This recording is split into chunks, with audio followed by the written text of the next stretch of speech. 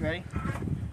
Good morning, everybody. Captain Namco here. We're going to do a cold start video on my 1997 MTD yard machines.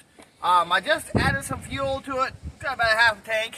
It's got a 17.5 horse Briggs & Stratton twin 2 engine. It's got cast iron valves in it, so we got the good Briggs & Stratton in this. So.